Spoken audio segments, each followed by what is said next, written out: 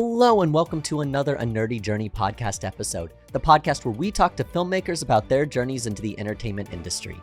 I'm your host, AK Moore, and my guest today is Union First Assistant Camera and Underwater Tech, Caitlin Brown.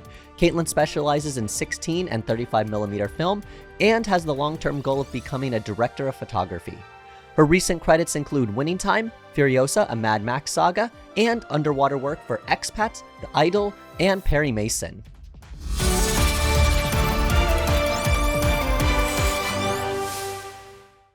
Thank you so much for joining us today on A Nerdy Journey. Caitlin, how are you doing? I'm doing great. How you doing, AK? I wish it wasn't so rainy today. It's, that kind of depressing part of the year where it's gray outside. I don't mind little showers, but, when it's gray all day, I just want to be in a book. Oh, I know what I want to be in a book. I want to be in bed cuddled up with a book. You want to be in a book? I want to be in a book. I read a book about you, AK. I need a little bit more experience in my life, I think, before I could have a book about me, and then obviously... Yeah, maybe start with like a short film script, then work your way up to the book. Yeah, exactly. There's not enough content in there for a book. No. For me, being from Boston, I love this like colder gray weather. I just feel like, I'm alive. I don't have to be like wilting in the sun, but it is kind of the only time we get weather here. So it does feel weird. Yeah, absolutely.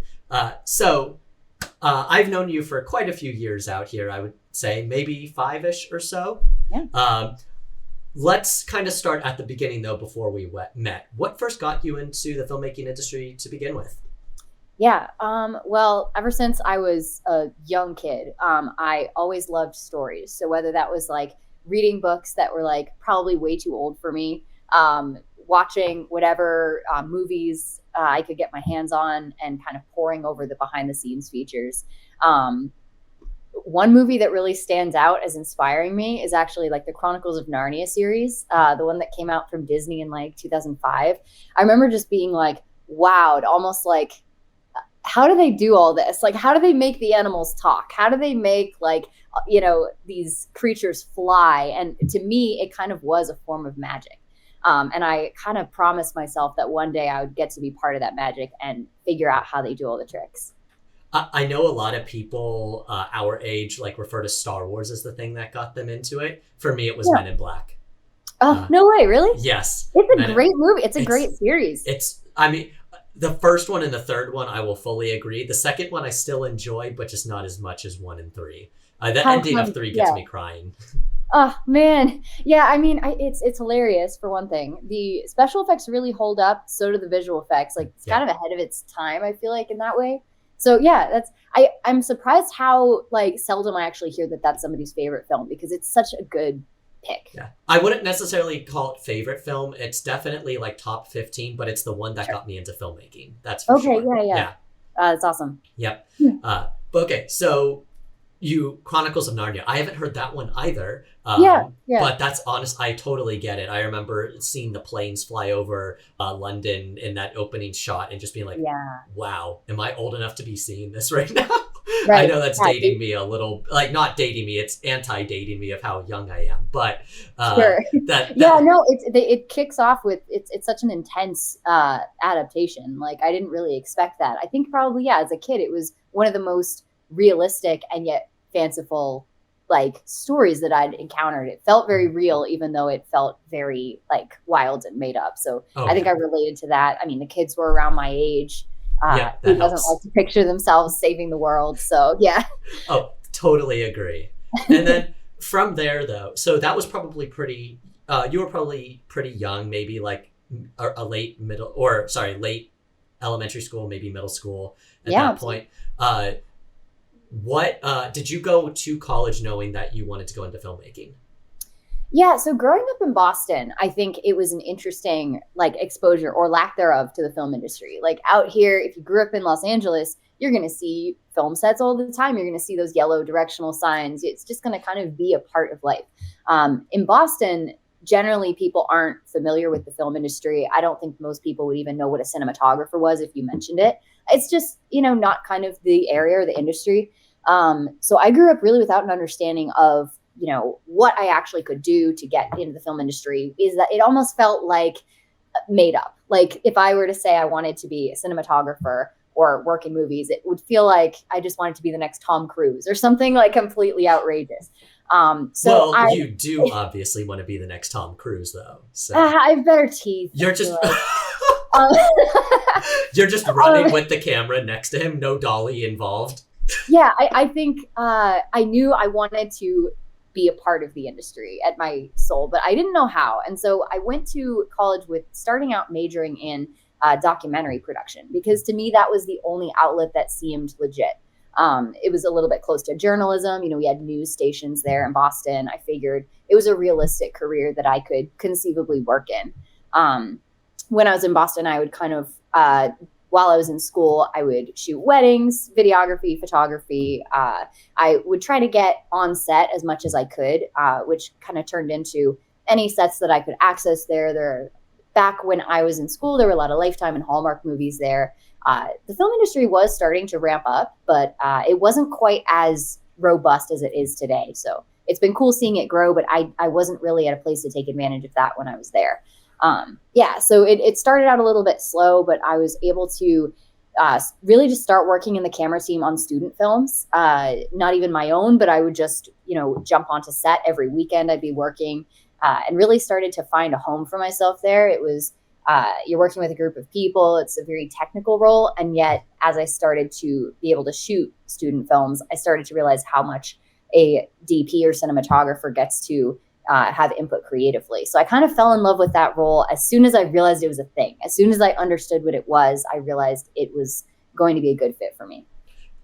That there is nothing like finding that good fit earlier. Because I'm sure we both had friends and probably still have friends who are still trying to find their fit. And that's totally okay. Sure. It takes time. There's so many different facets of the filmmaking industry as a whole, and even all the adjacent parts to the film industry. I can't think of another industry that incorporates as many different professions as film truly does. It's really a circus. It's all kinds of people you end up working with. Even if you know your department or the role you want to work in, there's still so many different variations. Like, are you going to shoot commercials? Are you more narrative? I mean, you don't have to limit yourself to one, but it's a very different lifestyle depending what kind of project you're on. Documentaries, that kind of thing. Well, I'm even thinking about just, lawyers, visual effects artists, computer people, and, people who are actually coding the next generation of programs that we're going to be using in the industry. All the people who did the heavy math lifting in Interstellar to get that black hole to look just right. All those geniuses over at Weta plus, who was it? Kip Thorne. The astrophysicist who helped with all that. Amount of just different people who you don't expect to necessarily be working on films that do. The amount of set build, technical, just labor side of things that you don't even consider. So it can take a while to find what you like if you're not sure. So, but I'm glad you figured out, DP early. I'm sure that helped really give you a trajectory through college and then after. Yeah, it totally did. I'm somebody who always likes a challenge, but definitely likes a specific goal. I'm not somebody who does well with like open-ended questions. Or if you ask me an open-ended question, I will narrow it down and make it very specific and answer each part. So having that as a goal and kind of helped round out what I needed to do to get there, I guess. Yeah. Well, so you just said something that I find very interesting, because it's a similar conundrum a lot of us more type A personality people, I feel like, go through when we realize we want to go into filmmaking, which is the mental breakdown that arises when you realize that you will not have a consistent paycheck or place to find jobs. So how did you rationalize that? How did you become okay with that back when you were in college and then after? It's funny because for me, yes, I guess I'm type A, but I also just love chaos of every kind. I thrive on it. Like, I feel like if I were doing the same thing every day, I would be so sad and like unfulfilled. So there is a part of me that, just loves not knowing what I'll be doing next week. Like, if you ask me what set I'll be on next week or what I'm doing, I have no idea. Like, my calendar's empty. But that's kind of the pace that I usually book out. It's usually about a week in advance. I know stuff will come along now that the strikes are over. But yeah, I couldn't tell you what. So there's a point of it that I find enjoyment in and almost just have come to peace with it. Like, I really don't know what'll happen. I'm going to do my best to, keep in touch with people who I like working with and say yes to the right jobs. But yeah, just kind of, I think you have to make peace with yourself and just be like, hey, you know what? I'm going to do all the right steps, but try not to sweat it. But there is the very real problem of putting bread on the table, especially the first couple years. And you legitimately mean bread, because that's all you can afford the first few years. Yeah, ramen, beans, that kind of thing. Yeah. But no, I feel like having made it through those years and kind of had several years behind me in the camera department, in the union, it's tough to give advice because it sounds a little bit empty or wishy-washy, but you really just do have to do your best. Go to events, network, make connections when you can. Take good jobs when they come your way. And if you do get 3-4 days off or more, just try to make the most of it. And yeah, I mean, when people do ask me for financial advice, I try to just say, save money. Like, don't let money burn a hole in your pocket the first time your bank account hits, 5 figures. You'll need it for a rainy day. And that's been the case for me many times. It's a lot of like, hurry up and wait, or feast or famine. I've seen both of those. So yeah, it helps to just like be able to remain calm and centered even in the chaos. Yeah. Oh yeah. And you just brought up networking, which is so crucial. And I know when I had Julia on, we talked about networking, and Cooper and everybody else. Networking is so talked about by so many people, but I feel like so misunderstood. So yeah, it's kind of a gross topic sometimes, right? It's like, it's almost a 4-letter word, networking. I don't know. Yeah. What did you like think networking was going to be when you first moved out to LA? Oh, well, let me tell you what my professors told us how networking works. And then you can laugh in the background as I say this. So you need to go to networking events. Didn't give us anything specific. Just like, you have to go to networking events and you have to go and get people's numbers, and then you just have to follow up with them. And that was basically the extent to our networking chat in class, where they're just essentially get people's numbers in your phone. And that was it. That was their advice. And I think that they could not give us any worse advice than that, because doesn't matter who you go to events and meet, unless you actually hit it off with the people there and can become friends with them. Yeah. You're not really networking. You're just getting people's numbers in your phone. I don't want my number in somebody else's phone and vice versa. I want to form a friendship with somebody who I constantly see, kind of like you or some of the other people we've brought on, where it's like, I know if you need something that I can do, you'll hit me up to come on set and work as that thing, or in post or whatever it is, and vice versa. If, a camera job comes up that somebody asks me about, I'll hit you up because I know you, we get along really well. We've worked together and we know each other's work ethics. Right. And I feel like those are the things. Networking shouldn't be called networking. It should be professionally making friends. I like that. Yeah. It's a lot more casual and natural than I think it was ever taught, or than I ever expected. I think, I expected networking when I first moved out here to be like, I don't know, you have to wear a suit and go to cocktail parties and be like, oh, hello, do you have a business card and a phone? Preferably a landline.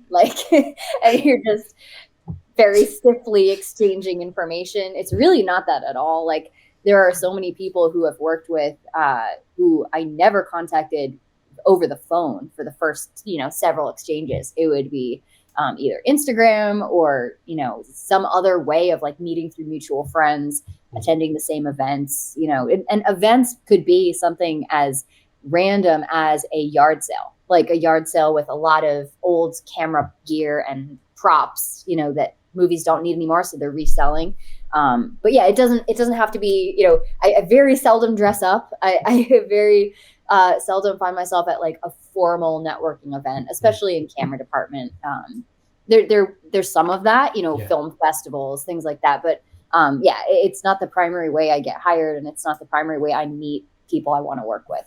Yeah.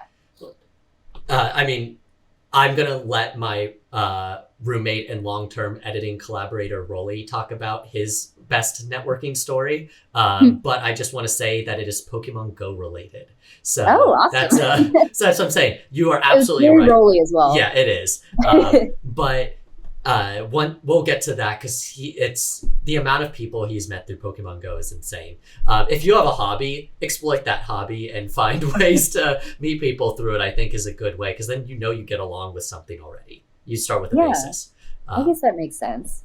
Yeah, I guess I'll also put a word in for just like making sure you're using those hobbies to live your life and be a happy person, and like don't put pressure on yourself to turn every person you meet into a hashtag connection. Like it's not legitimately how it works. You can't force those things. And like when I go play paintball on the weekend, I'm actually stoked that literally none of those guys work in the film industry. It's great. It's so awesome because it means I get to be just a normal human and I don't have to worry about jobs or talking about set.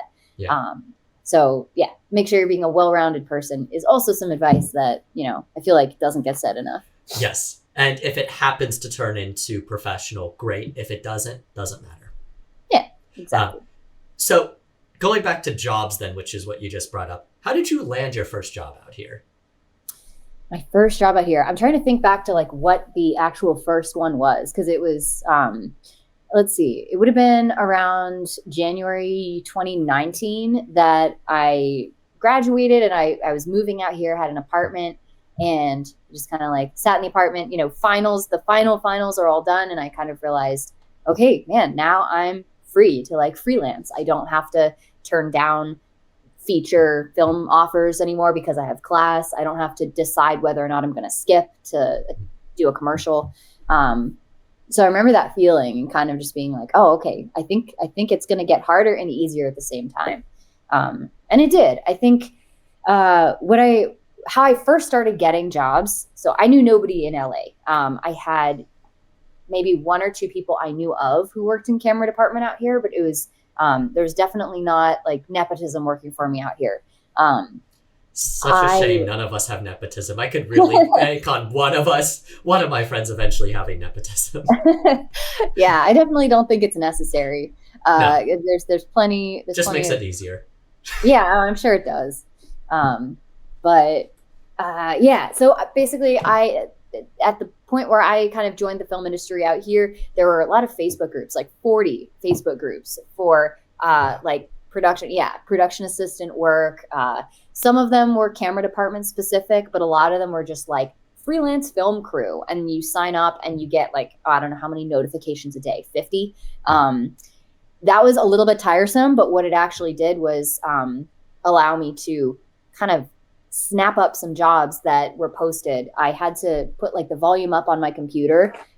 Wherever I was in the house, working on stuff, I would kind of have half an ear tuned for when my laptop would ding. I'd run over and I'd see if it was a camera or grip or production assistant job.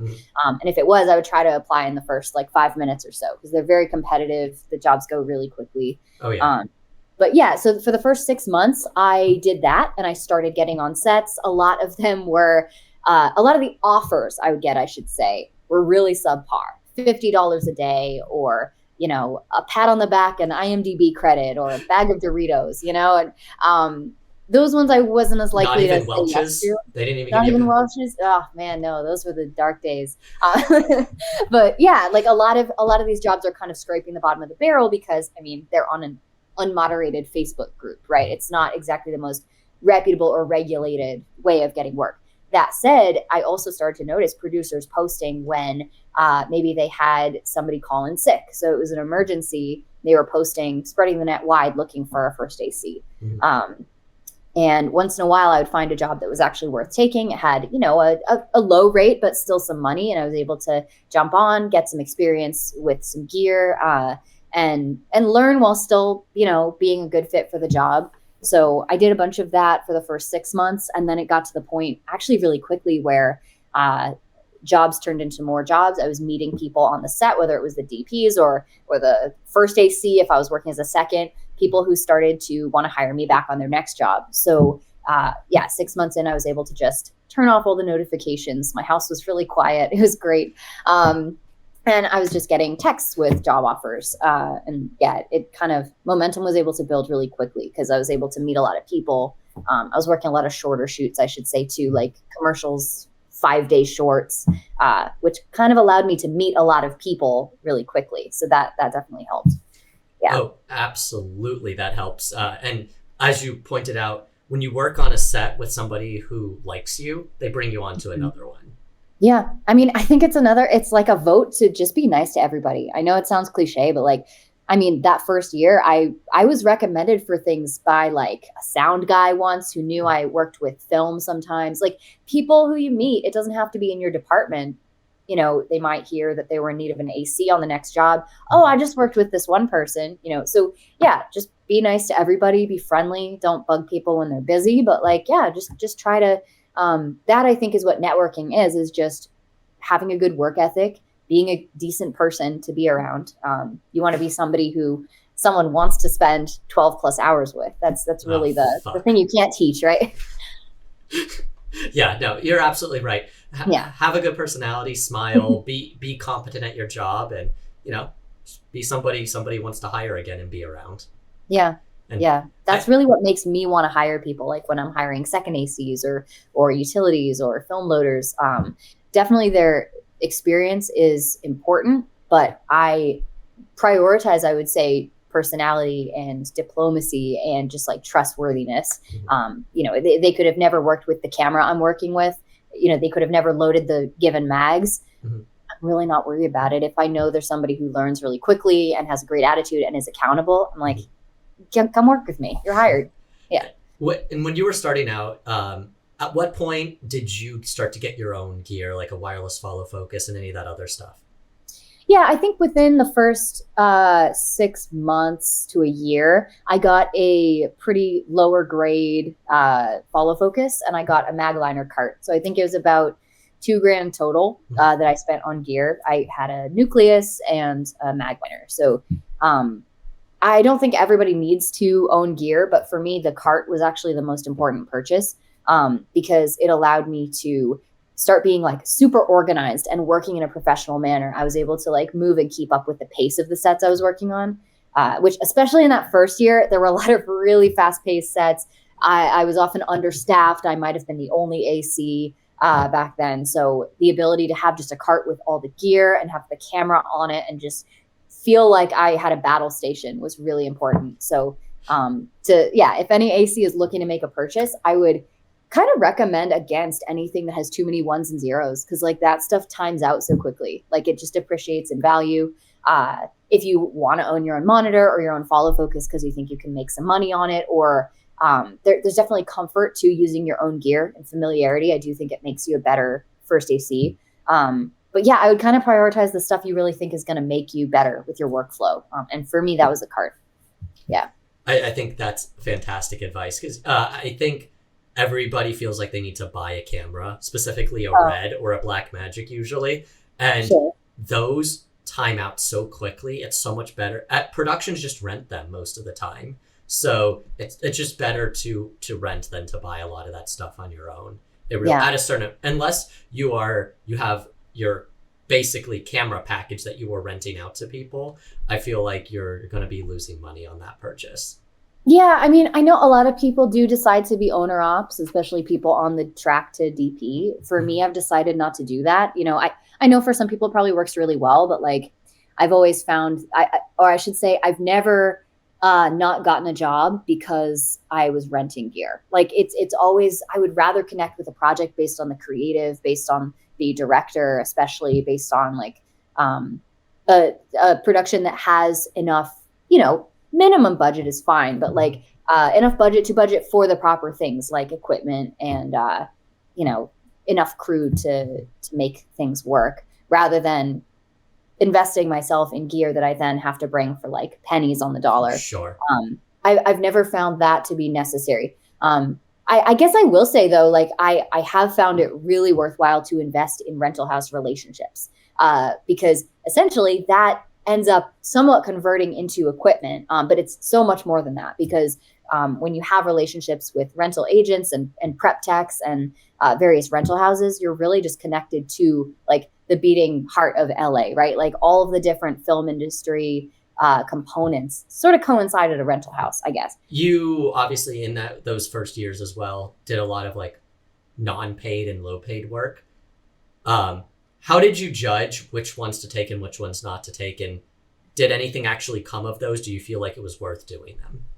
Yeah, I think my first couple jobs, I would say my first job was a freebie, if I'm thinking back to what the one that I think was first. Um, and the next couple ones were like really low pay, like maybe 150 a day or something like that. So still enough to add up and help pay rent, but it definitely wasn't the primary motivator for taking the job, finances. Yeah, I think for the most part, I made the right decisions about which free or low pay jobs to take. It's always kind of a question that you don't know the answer for until you've maybe ended up on set, figured out if you missed some red flags or, I've always kind of thought about freelance work as being a little bit like speed dating, where, you give everybody a chance to a point, and you'll ideally find people you absolutely love working with and you're going to stick with. But then you get the odd people who are jerks and maybe they're trying to take advantage of the crew or I've seen a producer hire a team to get his fleet of vehicles out of the sand that they were stuck in. It was a local crew with pickups and hitches and stuff. Hire the crew. They got all his vehicles, including the Talent's party bus, out of the sand, and then immediately gunned it and left without paying. I've seen things like that happen. I've seen, big safety hazards kind of disguised under false promises that we have permits or that, no, these train tracks are definitely shut down. Oh, boy. I've actually been on set when that happened. It's not, the one that you're probably thinking of with Sarah Jones, but well, thankfully that's the horror story that we all hear about in school. They talk about all of, specifically train tracks, don't get on train tracks. And I mean, the other one is, don't get near train tracks unless obviously you have the proper permits to have it shut down. Now, It sounds like somebody directly lied to you guys, which is a whole other problem unto itself. Have you ever walked off of a set because of any of this stuff? And how is the professional way to do that? That's a great question. Yeah, actually I have. Only once have I walked off of a set. Very often, any issue can be solved by diplomacy and communication. Even if you see a safety hazard happening, 99% of the time, that can be solved by the right words to the right people and, some clear but firm communication. So that's usually the tactic I prefer to take.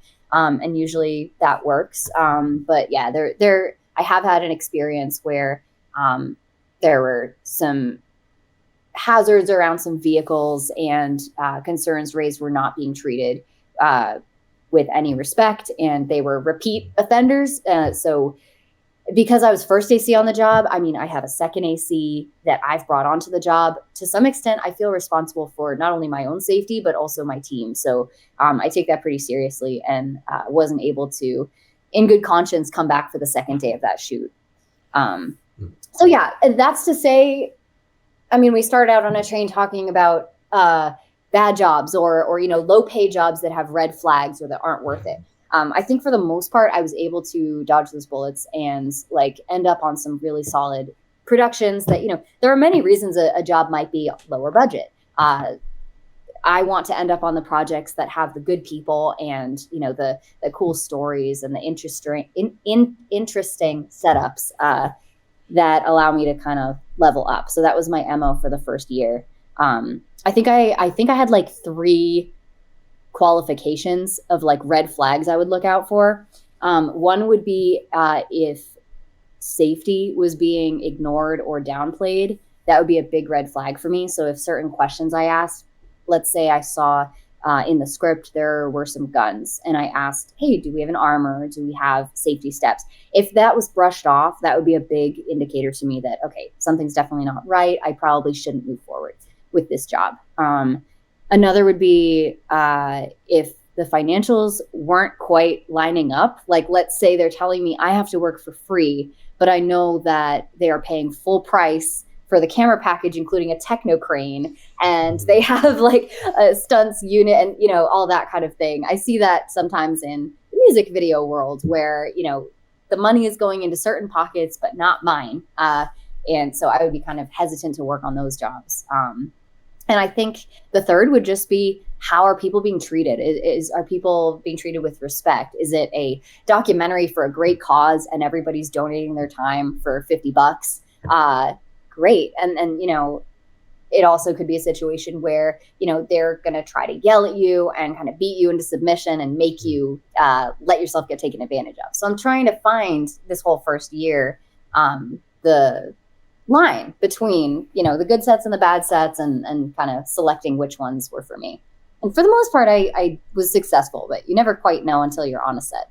Yeah, I agree. There are plenty that you end up getting on, but as you start to grow, you start to meet the right people and develop your skills enough to where you're not on those as frequently or even have to deal with those offers. Yeah. What are some of the things that you have done to level yourself up to grow into the first AC that you currently are and progressing to the DP that you also are on certain jobs, but trying to be full-time? Yeah. So let's see, my first year, I know we've talked a bit about the first year, but it was kind of important as far as like launching off, I guess. Well, I started getting a lot of job offers just because it kind of like grew exponentially as I met more people, and like more people learned that I worked with film. And so something kind of unfortunate happened. It felt unfortunate at first, where I started getting job offers that would overlap. So I couldn't say I couldn't say yes to both. So I would have to make a call, if two offers came in at the same time, which one was going to be the best choice? Like maybe one was for second AC for a decent rate, and one was for first AC with like a slightly less good rate. I had to kind of make the call of like, well, I do see myself as more of a first AC. Let's just make that jump. So eventually what I ended up doing was just deciding that I was now a first AC. I found some really awesome second ACs and film loaders, utilities, PAs to work with, and just kind of decided, this is my niche right now. So I think, you can kind of start to analyze the job offers you're getting. I like kind of keeping track of all the different jobs I'm working. I have this big spreadsheet of, keeping track of all the financials, how many hours I'm working, but it's also kind of interesting to like look back on through the at the end of the year and say like, how much of my money was made from first ACing versus shooting versus maybe like underwater hydroflex tech work, which is one thing that I enjoy doing. Kind of looking at that to see what % of my jobs are on film versus digital, or that kind of thing. What percentage is that? I'm actually curious. Yeah, it is kind of interesting. This year, hardly any film because of the strike, but usually it's around 60-40 digital film, or 50-50. Yeah, which is kind of fun. I like having that balance between both. Yeah. So that would be one bit of advice. At the moment, I'm working as a first AC. I was able to join the union about a year in, which allowed me to start getting onto a lot of different kinds of projects and like, again, meeting a lot of people who I really enjoy working with. I do a lot of hydroflex underwater tech work. And then I especially enjoy working on like stunt unit or second unit as a camera assistant, because I find it very interesting. Like there's always new challenges.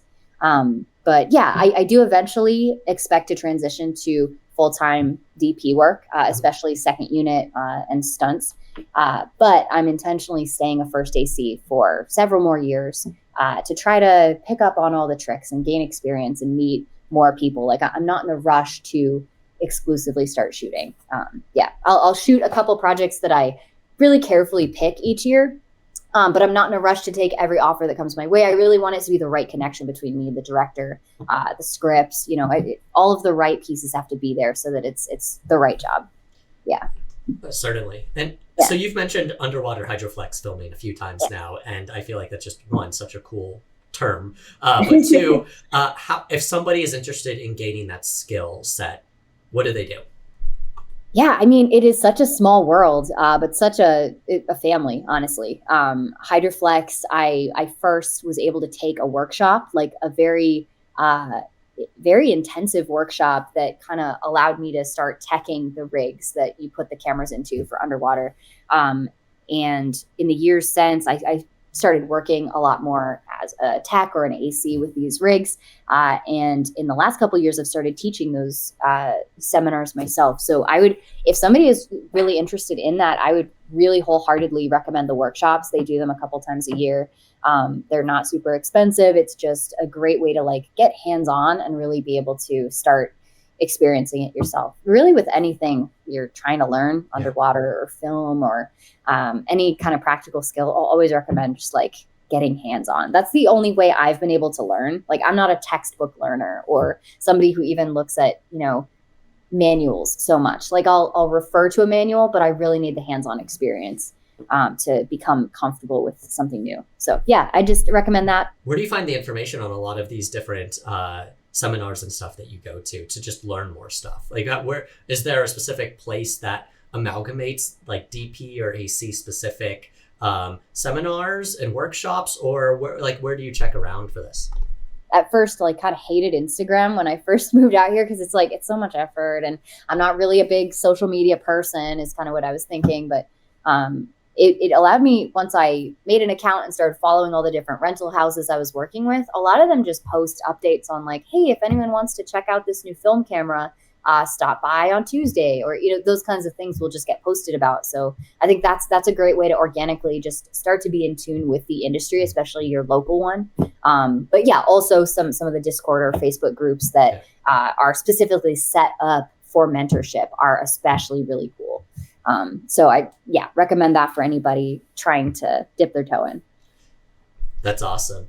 And so you're now a full-time union first AC. You do a bunch of work when the industry is not shut down. But obviously, sometimes you're not as busy. Sometimes there are shutdowns. Sometimes there is COVID.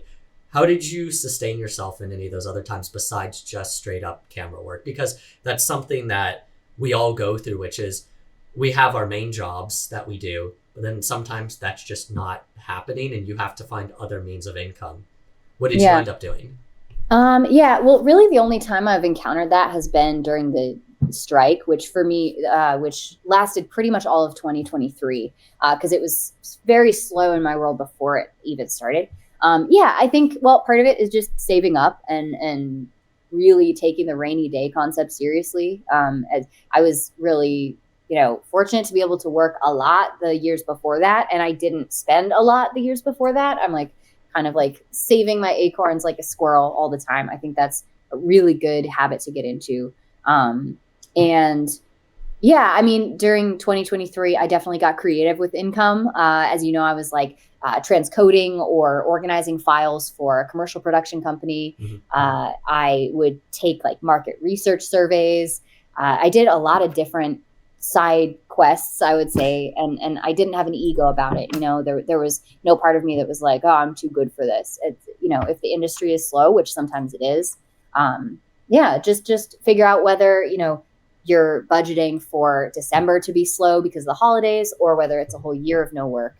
Yeah, sometimes you just have to be flexible. You have to kind of plan as much as you can, but just be willing to like hear where the need is that you could jump on for a day. I hope to not need to do that often. And, when the industry is functioning normally, I do fine. And I'm working like maybe a little too much, but there always could come a time where the work just stops, as we saw last year. So keeping that in mind is important. And just, always having a backup plan, keeping an ear on what you're hearing. And I think when it comes to people who I know who network well or professionally make friends well and just have a good reputation, I mean, you're obviously one of the first people that always comes to mind, especially just cheery, like you said, don't have an ego when you don't need to have one, and just great witty sense of humor that's always fun to be around. How much sorry, I'm pepping you up here a lot. Super humble, good looking. Anything else you want to I didn't intend to start this off with just a praise fest, but truly, I mean, you are just always a pleasure to talk to and work with, but to that end, I kind of forgot to ask this earlier when we were talking about colleges, but I feel like it's something that could or could not form a basis to a lot of the other stuff they were talking about. How much do you feel like college prepared you for everything? Looking back now that you've been working out here for 5 years, how much do you feel like college prepared you for what you've been doing what do you feel like it didn't prepare you for? And do you think it was worth it now that you're looking back? Right.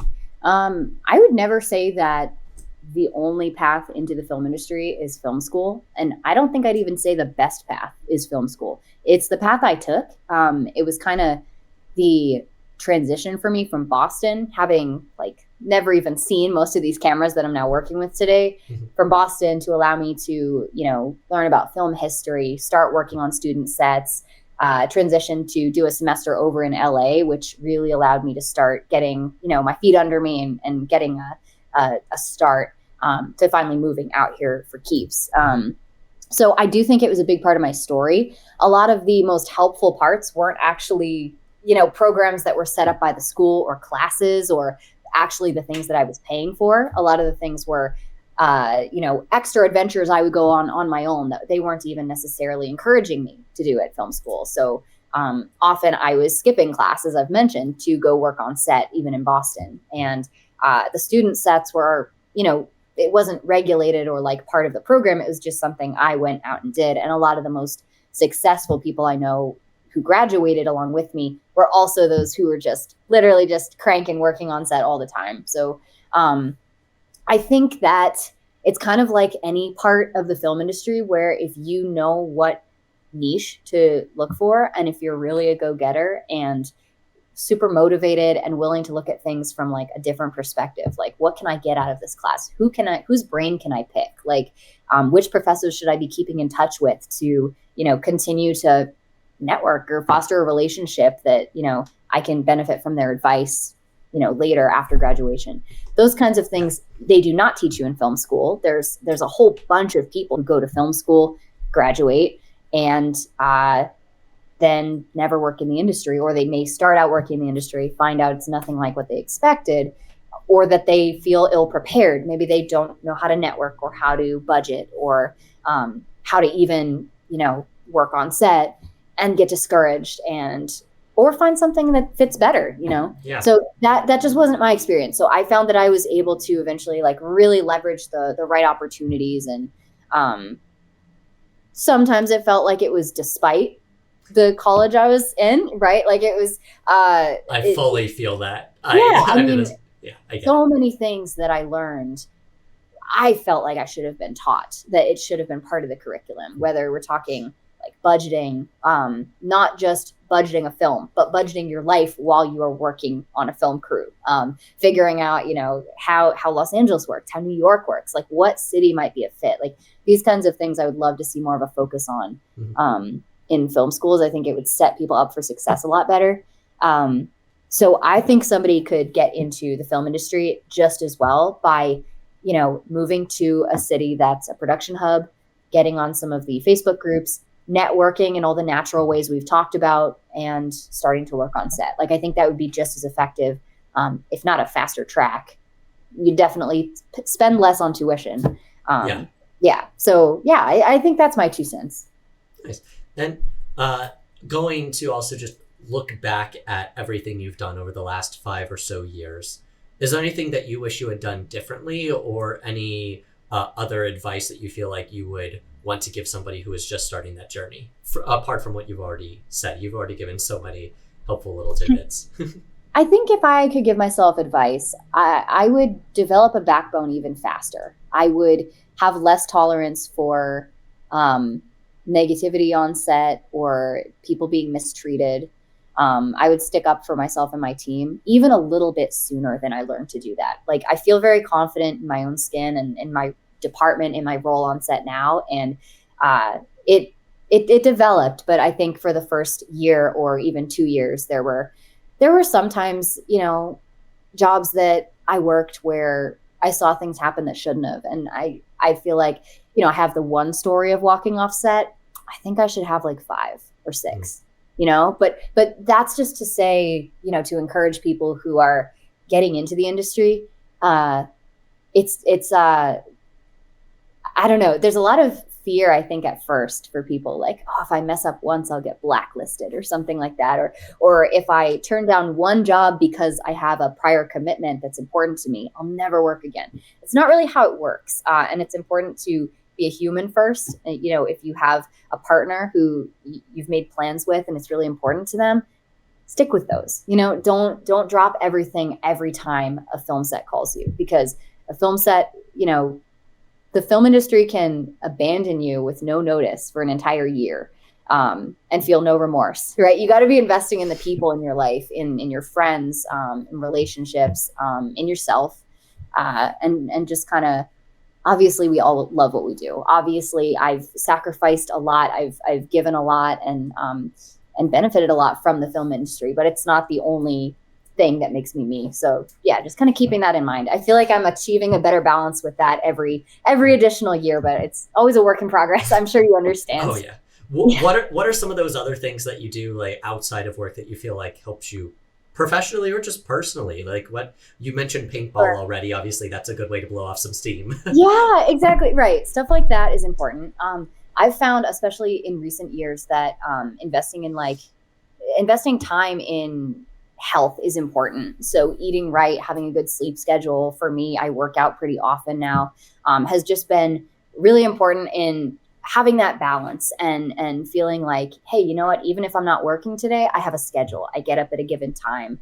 I eat nutritious meals. I figure out workouts I don't hate doing, like stuff like that. I think also just, having priorities and planning things that aren't film industry related are really important to me, at least. Having, you know, hangouts with friends, even if they're people I met on set, even if they're crew members, where we don't always just talk about, you know, what we're going to work on next, where it's just kind of normal human interactions, as normal as they can get, at least. You're not going in asking what color temperature they would set sky panels to in this room. Yeah, you know, we definitely got to mix things up. Sometimes talk about our dogs or something. Your imaginary dog. Yeah, I know. Someday I will. One day, yes. That's definitely on the list. Once I figure out how to balance that with. That's a whole other tough one. It's difficult, honestly, but yeah, I'm trying to think of other stuff, because I feel like I've grown a lot in, you know, the 6 years or so that I've been out here.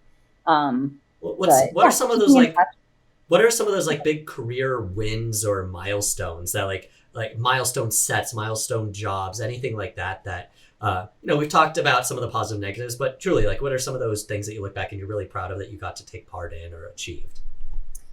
Yeah. Let's see. I think my first feature that I keyed as first AC, which was actually on 16 millimeter film, felt like a big achievement for me.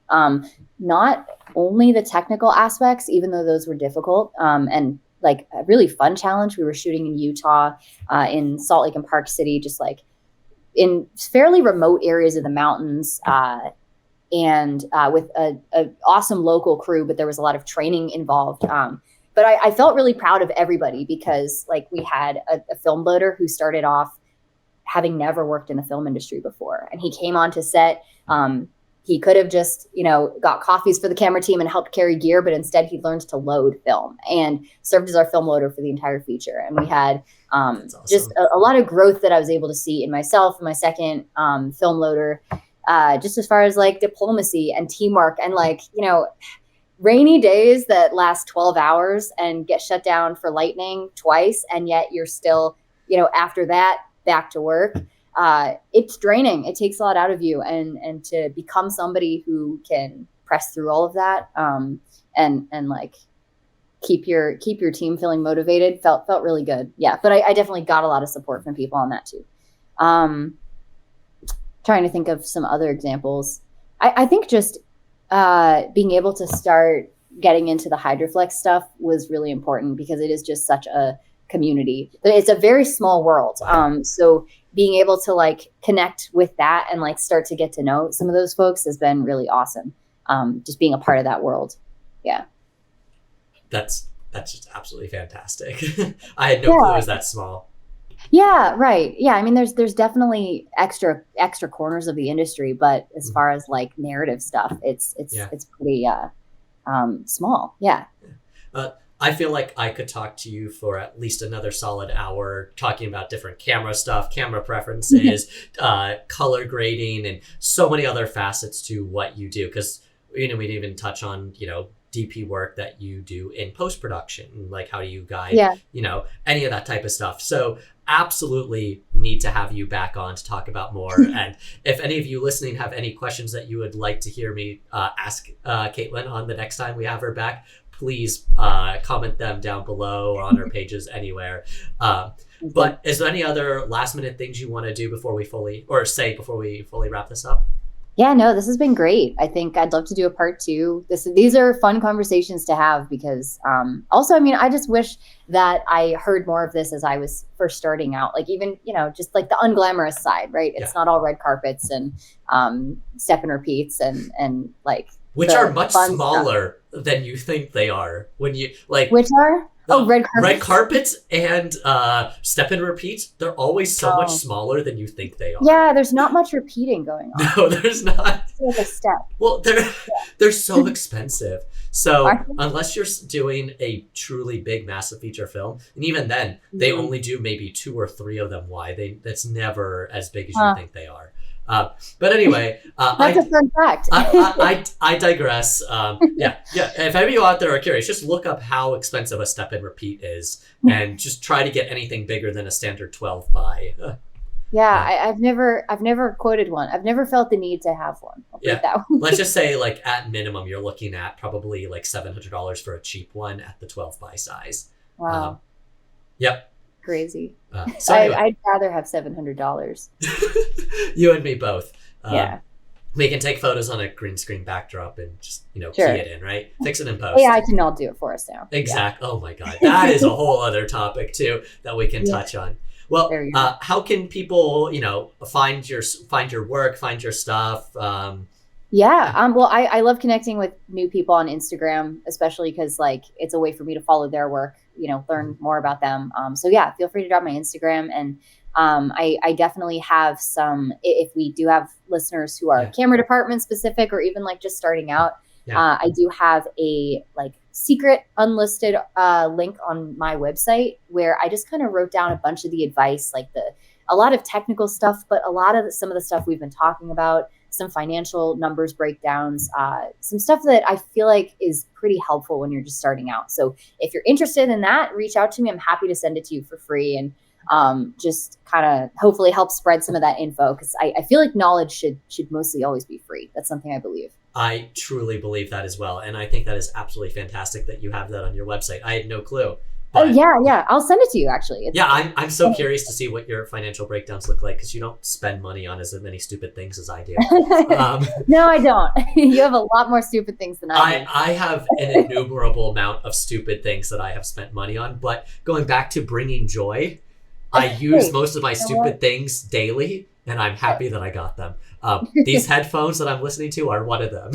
I've heard you talk about those headphones for like probably 3 hours by now. But to be fair, there's a lot to go into it. But oh my God, don't even get me started.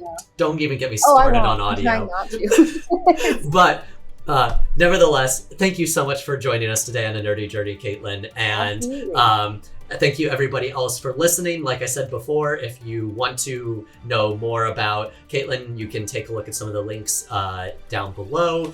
And please follow A Nerdy Journey at A Nerdy Journey everywhere. We're basically on every platform. So thank you so much for listening and or watching, and we'll see you on the next one.